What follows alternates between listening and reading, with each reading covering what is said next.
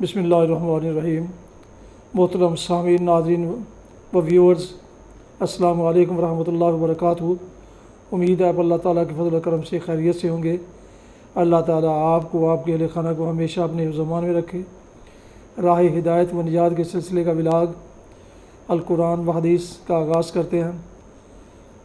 شروع کرنے سے پہلے گزارش ہے کہ اگر آپ نے ابھی تک میرے یوٹیوب چینل کو سبسکرائب نہیں کیا تو سبسکرائب کر کے بیل کا آئیکن کو ضرور پریس کیجیے گا، اور اگر مناسب سمجھے تو دوستوں سے شیئر بھی کر لیجیے گا، اور اس طرح آنے والے روحانی اور قرآنی ولاگ جو سراسر باعث خیر اور باعث برکت اور باعث ثواب ہیں وہ آپ تک اور دوستوں تک باقاعدہ اور بر وقت پہنچتے رہیں گے۔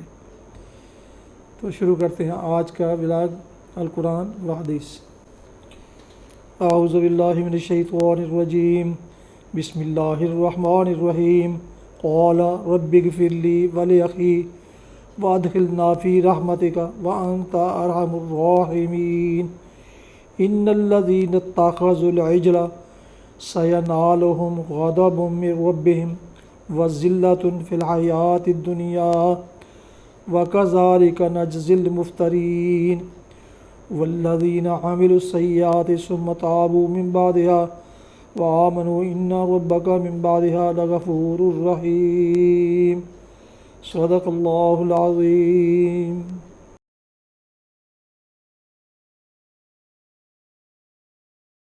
ابھی آپ نے سورہ الاعراف کی آیات مبارکہ 151 تا 153 کی تلاوت سماعت فرمائی، جس کا اردو ترجمہ پیش کرتا ہوں۔ قال رب اغفر لی ولاخی وادخلنا فی رحمتک۔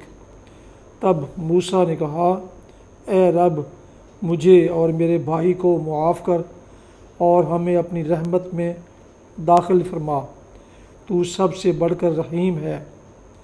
جواب میں ارشاد ہوا کہ جن لوگوں نے بچھڑے کو معبود بنایا وہ ضرور اپنے رب کے غضب میں گرفتار ہو کر رہیں گے اور دنیا کی زندگی میں ذلیل ہوں گے۔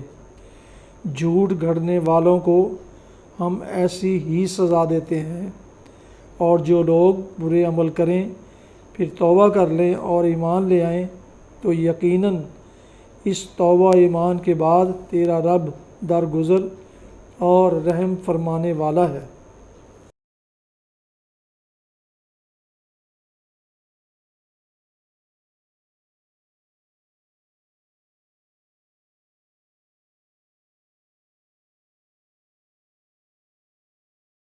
حدیث مبارکہ۔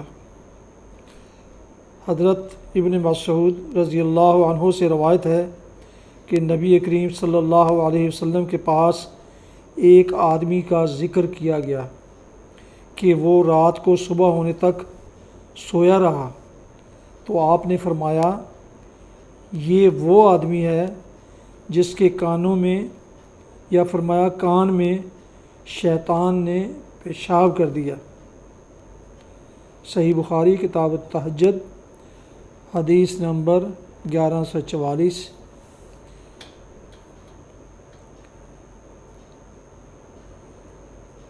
فوائد۔ کرنا حقیقتاً بھی ہو سکتا ہے، گو ہمیں اس کا ادراک نہ ہو، کیونکہ عدم استعادہ کی صورت میں شیطان انسان کے کھانے پینے اور دیگر اعمال میں شریک ہو جاتا ہے، جیسا کہ احادیث میں بیان ہوا ہے، اس لیے اس کا پیشاب کرنا بھی ممکن ہے۔ بعض کے نزدیک یہ کنایا ہے اس بات سے کہ جو شخص سویا رہتا ہے، رات کو اٹھ کر نماز نہیں پڑھتا، شیطان اس کے لیے اللہ کی یاد میں رکاوٹ بن جاتا ہے، یا یہ کنایا ہے شیطان کی تحقیر و اہانت کرنے سے۔ بہرحال اس سے یہ معلوم ہوا کہ قیام اللیل کا ترک ناپسندیدہ ہے، اس سے شیطان کو اپنی کارستانی کا موقع ملتا ہے اور وہ انسان کو اللہ کی یاد سے اور اس کی طاعت و عبادت سے روکنے میں کامیاب ہو جاتا ہے۔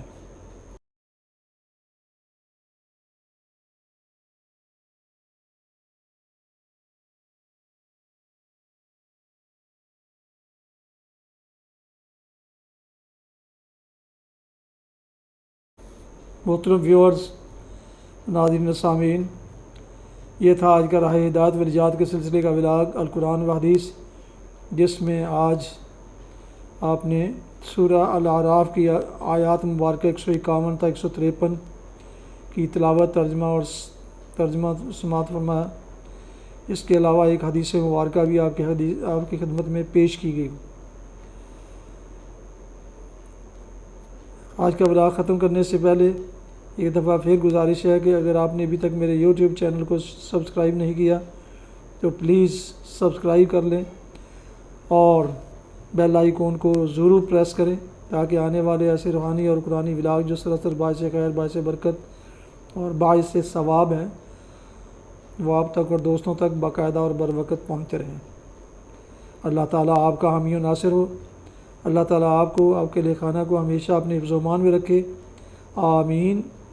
اپنا بہت خیال رکھیے گا۔ اپنی دعاؤں میں پاک وطن، والدین، آباء و اجداد، اعزاء و اقارب، دوست و احباب کے علاوہ اگر اس ناچیز کو بھی شامل فرمائیں تو انتہائی شکر گزار ہوں گا۔ ختم کرتے ہیں آج کا ولاگ اس دعا کے ساتھ کہ آپ جہاں بھی رہیں خوش رہیں، شاد باد رہیں۔ السلام علیکم ورحمۃ اللہ وبرکاتہ۔ پاکستان زندہ باد۔